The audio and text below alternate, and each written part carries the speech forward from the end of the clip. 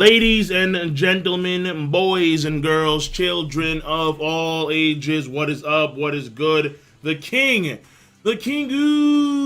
of lightning is here today, bringing you guys and gals One Piece.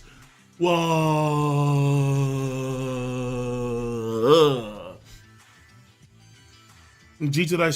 Piece Chapter 849 review. Now, first and foremost, if you've not seen the live reaction to the chapter, there'll be a link in the box below for that. That's number one.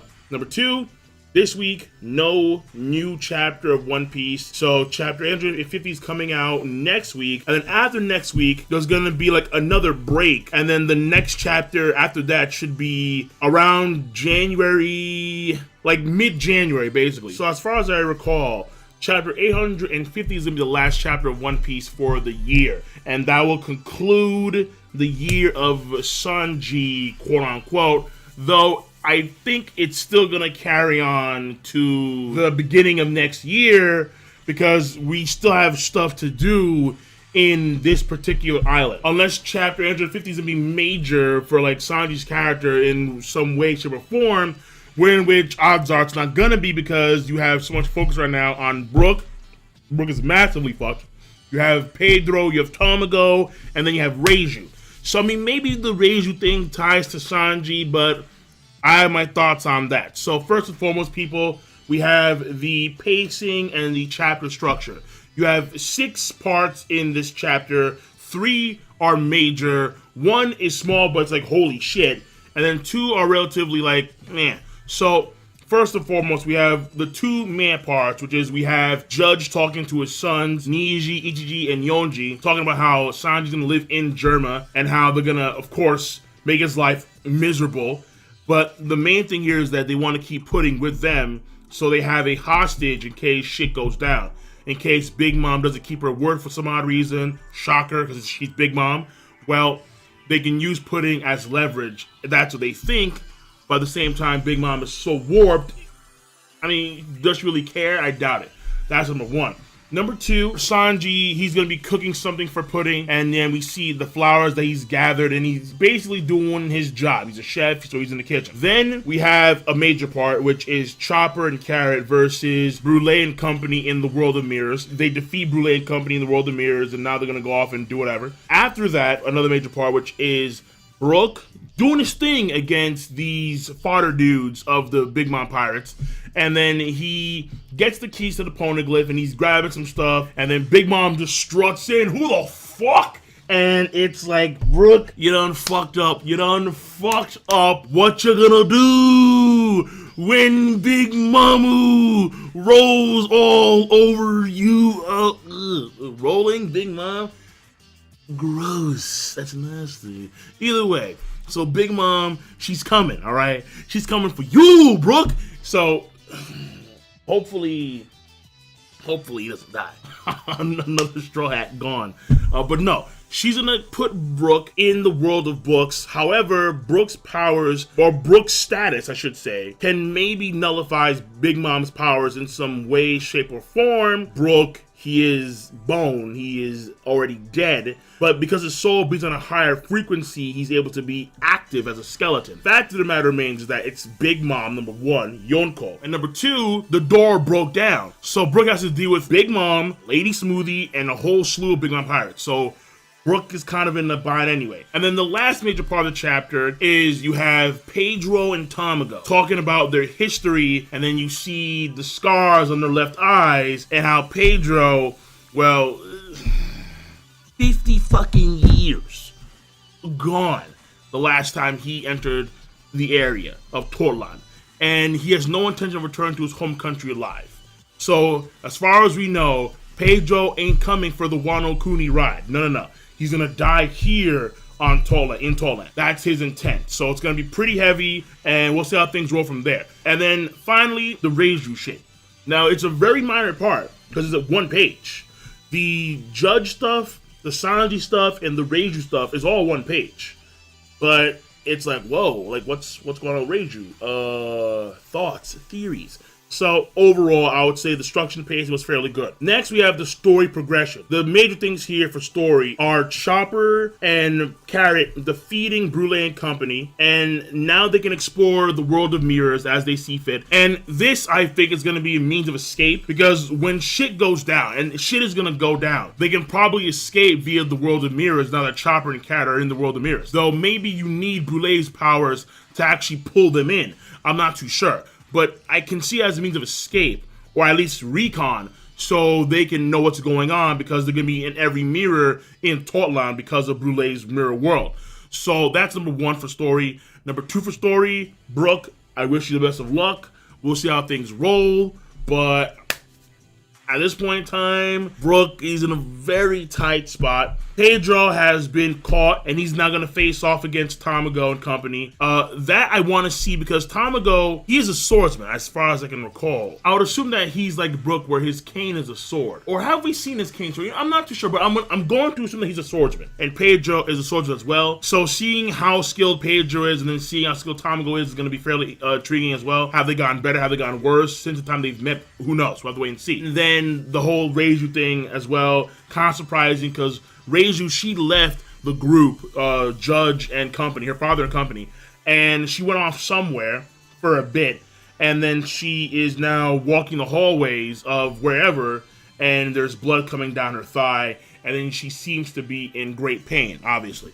So, story-wise, those are the main bits of story. And then finally, characterization. Number 1 for characterization is going to be Carrot. Now, Chopper, we've seen the same old. I mean, granted, Monster Point, Beastly. But here we have Carrot. We see her use the electrical Luna when the hot stew was poured all over Brule and company. So we see that new technique. And then finally, we see her speed blitz this, the one train dude, I forgot what his name was, but he's not relevant, because he got crushed in an instant. So she speed blitzed him. So basically we're seeing more of Carrot's combat repertoire, and it is fairly impressive, right? The speed blitz, the electric Luna, the strength.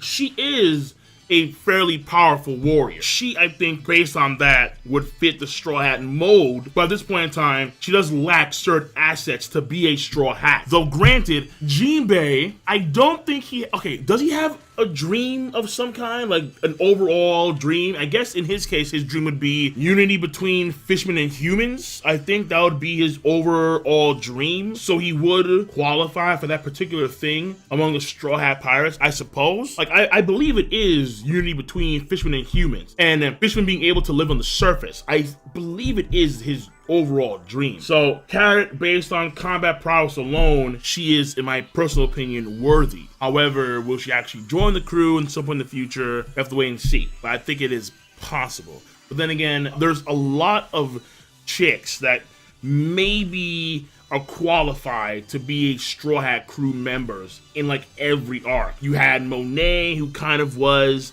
You had Viola. Some folks said Rebecca. I said, please God, no. That didn't happen. Thank you.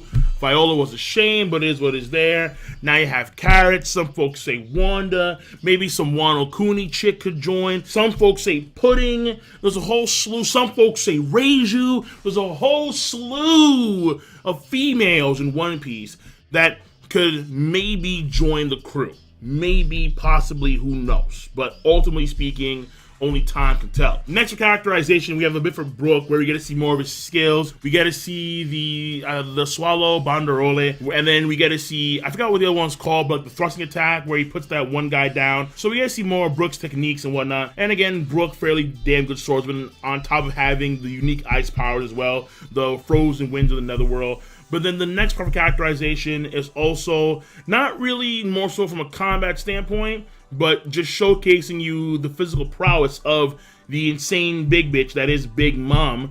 And Big Mom, this door again, fairly sturdy door.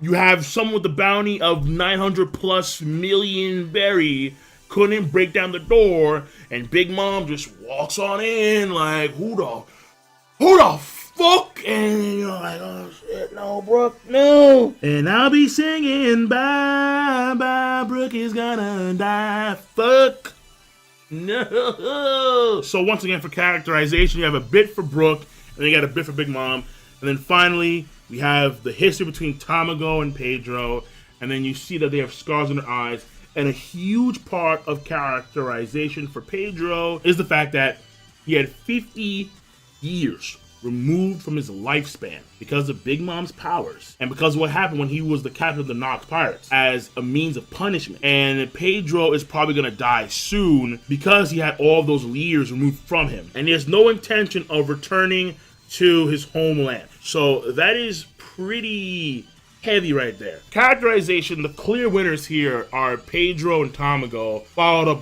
by, I would say, Carrot and then everybody else. So the review is done. Given the current circumstances involving Pedro, involving Brooke, involving Reiju, this chapter I think is a great chapter. I think it's an 8 out of 10 chapter. But now we get to the Reiju thing. What happened to Reiju? Why is Reiju bleeding and appears to be in great pain? All right, why is she walking around the hallways alone and so on and so forth? Like, what happened to Reiju? And I think it could be one of 3 things. However, there could be way more than 3 things. So number 1, this could be something that is a part of her own physiology, where like she may be hiding something, where like she is superhuman, but there is a drawback on her body, and what she's going through now could be a part of that drawback. That's possible, which would mean that at some point she used her abilities maybe too much, and then voila, we see the end result here. Though that one I don't think is going to be the case, but I think it is kind of possible. But again, that hasn't been noted to when it comes to the successful children of the Germa experimentation. Number 2, this is the doing of Capone and his boys. Now, it is obvious that Capone has every intention of usurping Big Mom. And at this point in time, the Germa well-known assassins, they are in range, if you would, of Big Mom. For obvious reasons, because of the wedding. Maybe Reiju reports back to her father that she was attacked by Big Mom's subordinates, the Capone people. And odds are, Judge's not going to stand for that. The intention here would be to get Judge to make a move on Big Mom. And the end result here would be a battle between Germa and Big Mom, and then therefore potentially Big Mom or like high-end executives of the Big Mom Pirates, they get taken out, and then Capone either moves up the chain or ultimately he can take in the stragglers of the Big Mom Pirates if Big Mom would actually die in this quote-unquote scuffle between Germa 66 and the Big Mom Pirates, and then voila, Capone has a whole new slew of very powerful men at his disposal, and so on and so forth. So basically, this could be Capone's way to try and move up the ladder of the Big Mom Pirates and kill Big Mom herself. Now, number 3, pudding. Pudding. Now, the thing here is this. Obviously, it seems that Pudding is a sweet girl, and she doesn't want to harm Sanji in any way, shape, or form because Sanji's a nice guy. And then we did have the flashback of her talking to Lola and how Lola, she went off on her own to marry someone that she wanted to marry. And everything seems like Pudding is a nice girl and blah, blah, blah, blah. But she has secrets.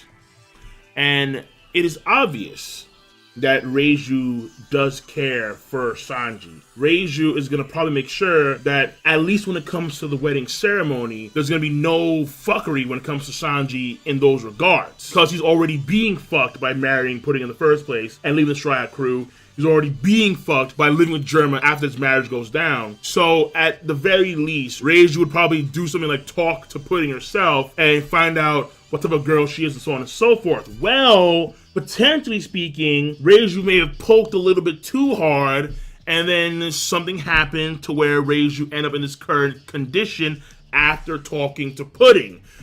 Basically, the secrets that surround Pudding's character may have led to Reiju's current condition. Those secrets that Pudding has do not allow me to fully trust her. There are several things that pertain to Pudding that we are not aware of that could be game-changing, especially the third eye dragon of the sugar flame. I'm gonna lean more towards Capone, but the second one's gonna be Pudding. Yeah, she seems sweet, a little bit too sweet. There's something off about it, like a reverse Warhead. She's sweet on the outside, but her inside, sour as fuck. Those are my thoughts on the matter at hand. Okay? So, that being said, folks, I'm done. King Lightning, let me know what you guys think in the box below. I'm gonna see you cats later. Rate the video, comment, and subscribe as always. Peace! Have a nice goddamn day.